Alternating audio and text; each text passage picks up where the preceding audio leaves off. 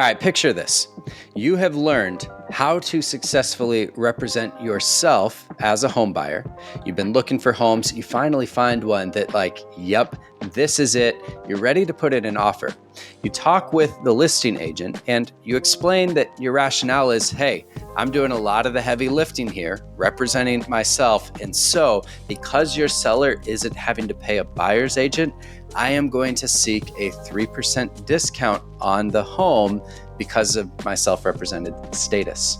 And at this point, the listing agent stops you and they say, what? No, that is not how this works. And they proceed to explain they have an agreement with the seller that they're getting paid a 6% commission, but if there's a buyer's agent, they have agreed to split their 6% commission with the buyer's agent so that each get 3%. But since you are not an agent, they do not have to share their commission with you, and they are keeping the full 6%. What kind of BS is that? And yet, here's the thing. Unrepresented buyers, unfortunately, run into this situation far more often than I and certainly they would like.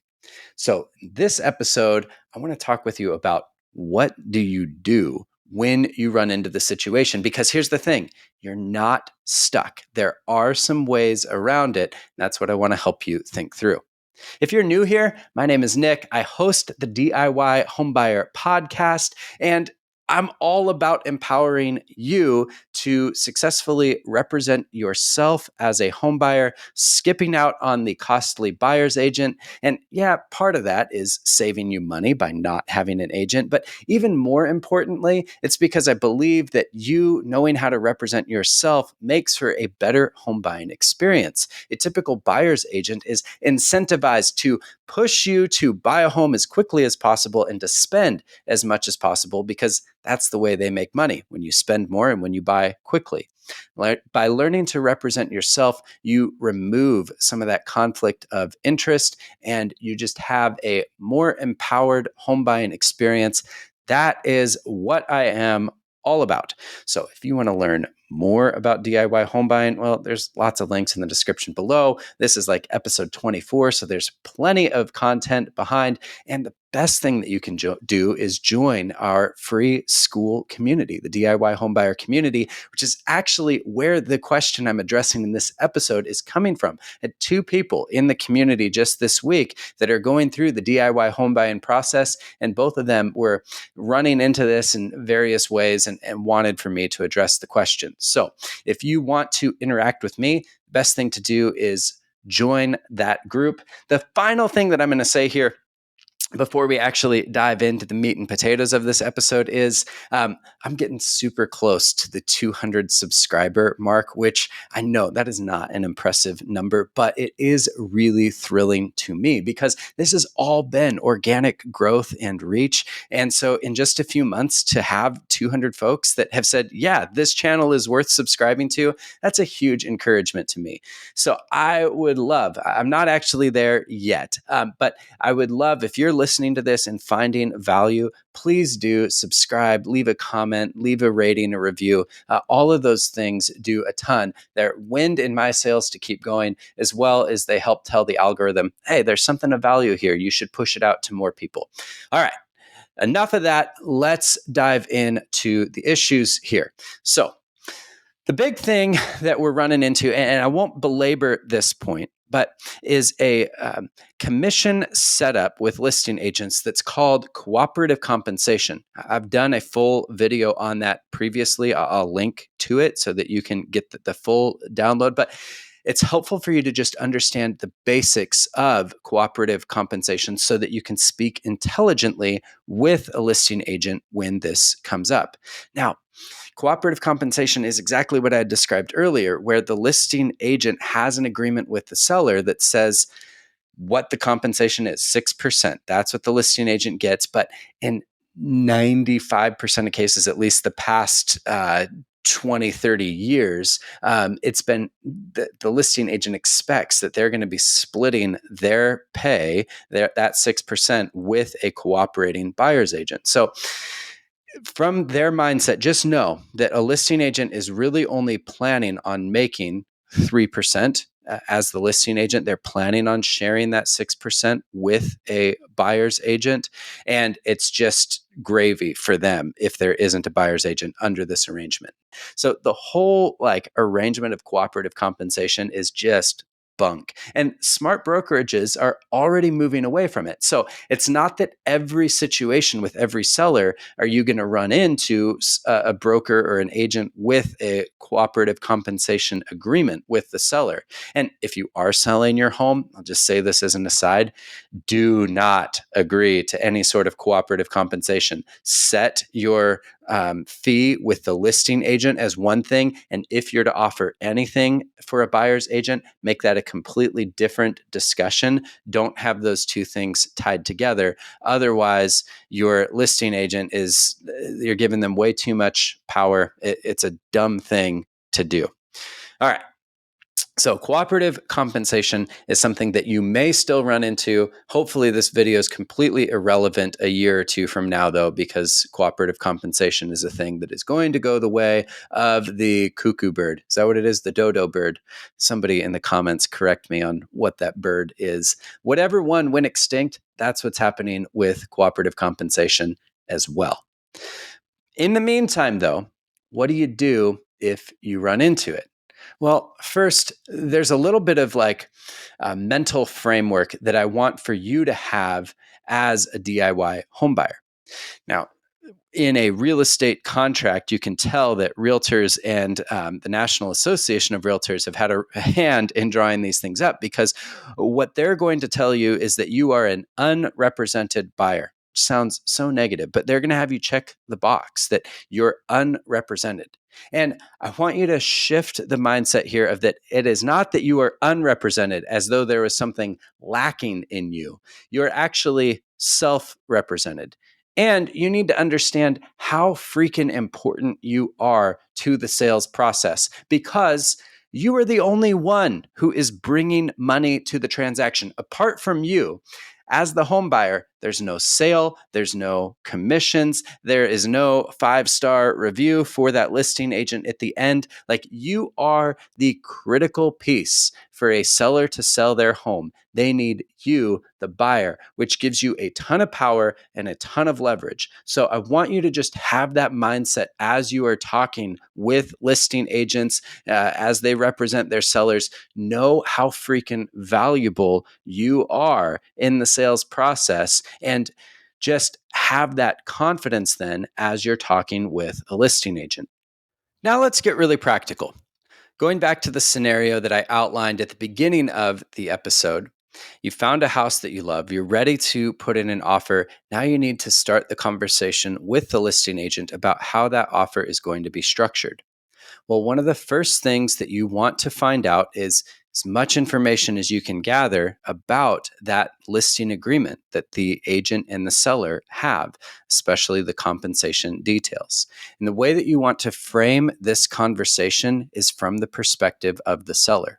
So I would say something to the effect of, hey, since I'm representing myself and doing the bulk of the heavy lifting, does that save your client, the seller, any money by me not bringing a buyer's agent to this deal? So get the agent thinking about what's in the best interest of their client, not what's in your best interest. That's how you want to frame the discussion up front. And the listing agent will probably reply in a couple of different ways. One is that they could say, no, there's no discount for you being an unrepresented buyer to my seller. I just keep the full commission. And that's helpful to know. We're going to talk about how to negotiate that, but that's really good intel. And that tells us that there's probably some sort of co-broker cooperative compensation arrangement here. And so we'll figure that out. Second thing that they could say is that, yes, my seller has offered a 3% commission to a buyer agent, but since you don't have one, my seller gets to keep that 3%. That's also really good for you to know. And we'll talk about exactly why in just a minute. But if that's their response, then flag that away. It could be some sort of hybrid response where they could say that, my seller has an agreement with me to pay 6% if there's me and a buyer agent, but I have told them that if I am representing both parties or if it's an unrepresented buyer, they only have to pay a 4% commission. So it's a 2% savings to the seller for you being a self-represented buyer. That's also really helpful intel. Now, the final response, and honestly, I don't get this very much, but they could just say, no, I'm not telling you anything. That listing agreement is just between me and the seller. And if that's the case, it might be best to just dust off your shoes and move on to the next home. Otherwise, just know you're going to have to put your best foot forward in offer wise, and that the listing agent isn't going to be too helpful to you. But let's use one of the more likely scenarios. So if they're saying that those later two of that the seller is just offering a straight buyer agent compensation of 3%, well, that's then telling you, okay, so the seller was already willing to give up a 3% concession, and you can leverage that either of if it's a competitive market, you can offer the list price or whatever it is that you are going to offer, and just know that now your offer is automatically 3% more attractive than somebody who has a buyer's agent and is asking for their agent to be compensated by the seller's credit. Or if it's not a very competitive market, you can say, all right, well, I'm going to take that 3% and take it off of the list price of the house, or take it as a seller credit towards closing costs, or some combination thereof. Either way, just know that the seller is really thinking about their net at the end of the day. That's the primary thing that they are concerned with. And so you can leverage that 3% for your advantage. Is what I'm trying to say here. And it's a similar deal if the agent is saying that, hey, I've told my seller that I'll give him a 2% break if it's a self-represented buyer. Because now you know that, all right, the listing agent they're trying to be helpful, they're trying to play, and maybe you say that 2% is good enough. Maybe you want to push for an extra 1%, and here's where we start to get into the psychology, and this I'm going to bleed into what do you do if it's that true, like, cooperative compensation, the listing agent gets all 6%, because this is essentially the same deal, whether they're taking all 6% or whether they cut their seller a break, and instead of taking 6, they only take 4%. That's still 1% more than they were planning to take if you had a buyer agent. So this is the thing that you got to press on. So if they're unwilling, if they're only doing a 2% break, or if they're saying that they're going to take the full 6%, this is where you really need to push on the listing agent and say, well, then I would like to write my offer such that I get a 3% credit that comes from you. Because in real estate, everything is negotiable and everything is handled at escrow. And agents will try to tell you that you cannot be paid a commission, which is true. You don't have a brokerage for that commission to go to, but agents can give up concessions from their commission all the time, and they do it all the time in order to get deals to close. So any agent that tells you that they can't give some sort of a credit, now it might be a little bit more convoluted, where they might give an additional 1% or all the way up to a 3% credit that goes off of their commission to their seller, then to you, reflected in either a purchase price reduction or a closing cost credit. But that is definitely something that you can push on and you can negotiate. And you do that by asserting your confidence as a self-represented buyer, by recognizing that the listing agent is not having to do all that much extra work, really, if any, for you, versus working with a buyer that did have their own buyer's agent. And then finally, just remembering what a crucial piece you are to this whole puzzle. This home doesn't sell apart from you going under contract and bringing the money to close on it. So you can really leverage that position and negotiate even directly with the agent to say that, hey, I understand that you have this agreement that promises you 6% or 4%, but is that really fair? Is that fair to your seller? Is that fair to me? And I would just keep pressing that. Is that fair? Let's work for fairness, because at the end of the day, they were probably only expecting that they would get a 3% commission. And if somebody else comes in with a buyer's agent, they're only going to get a 3% commission. So anything above that for them was just like a bonus. And you nor the seller really want to pay the agent a bonus. You just want them to do their job, which is to help close the deal.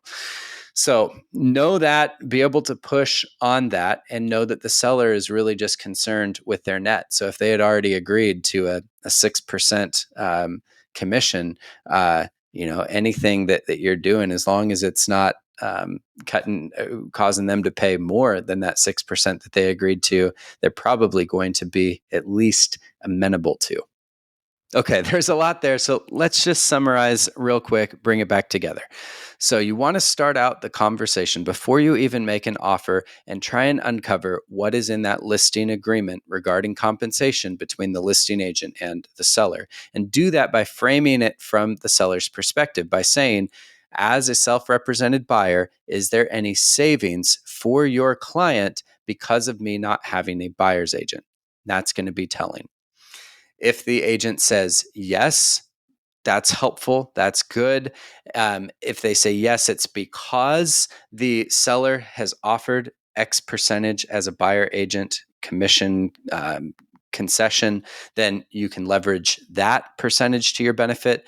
If it sounds like it's a cooperative compensation model where the listing agent just has one percentage that's negotiated with the seller and that they would be sharing that with a buyer agent, well, that's then where you realize, okay, I'm not negotiating with the seller directly now. I'm negotiating with the listing agent to say, hey, listing agent, if you want to get a deal done here, you're going to have to give up to half of your commission to me for me representing myself. And however that gets worked out in terms of the paperwork, and whether that's a credit that goes from the listing agent to the seller and then from the seller to you, that's fine. You'll figure that out.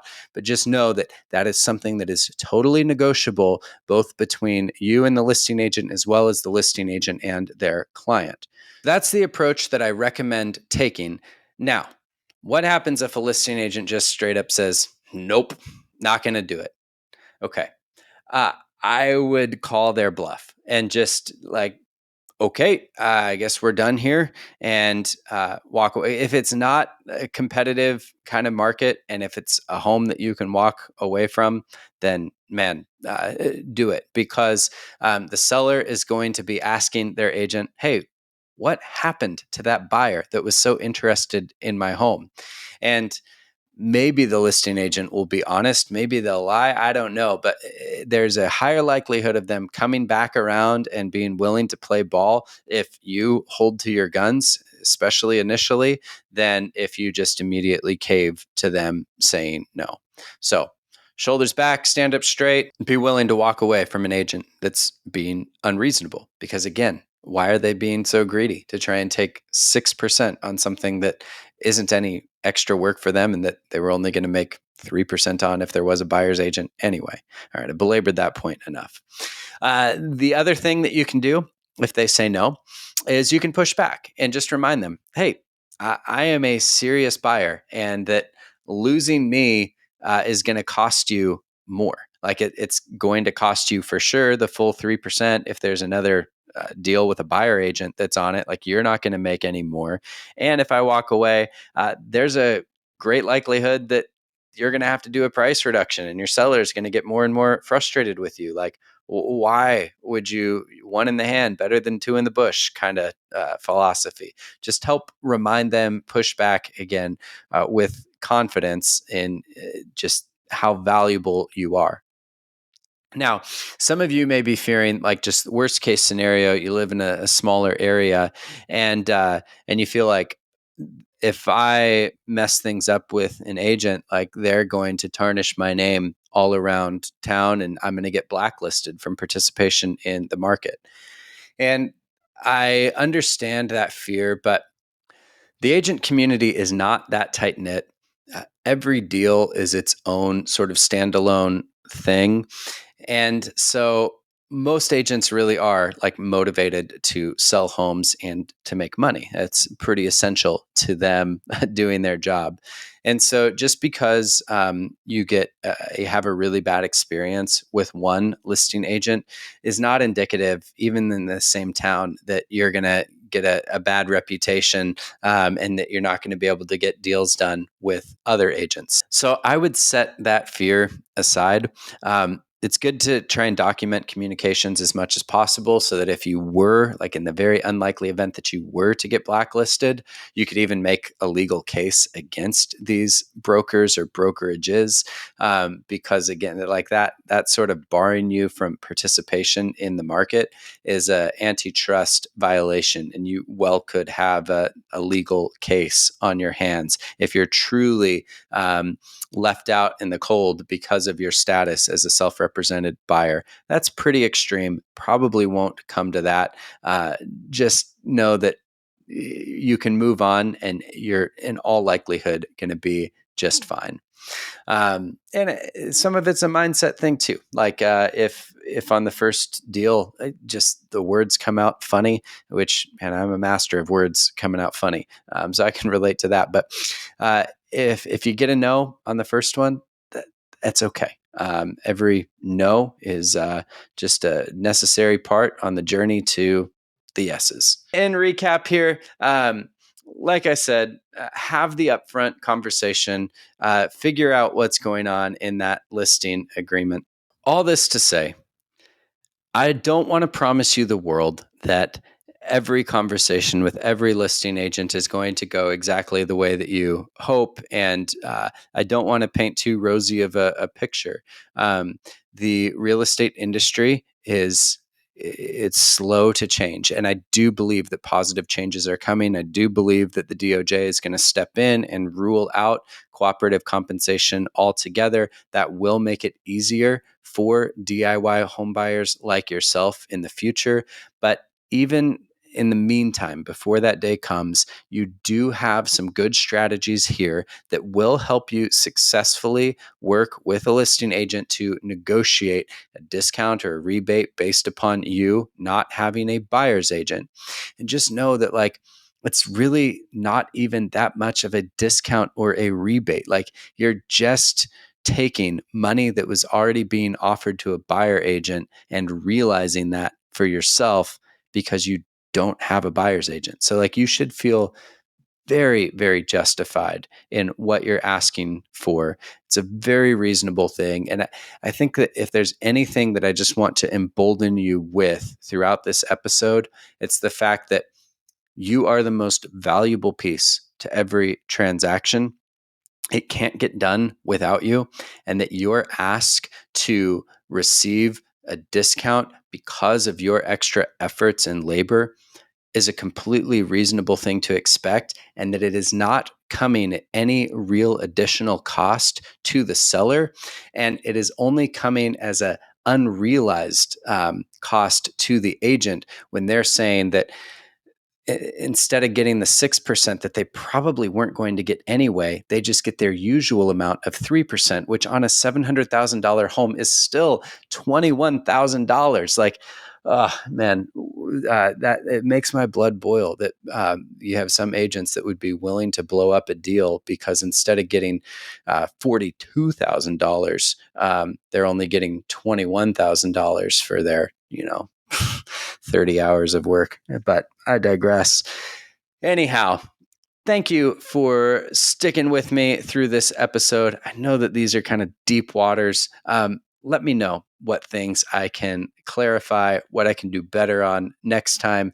Do join us in the school community. Links are in the description below.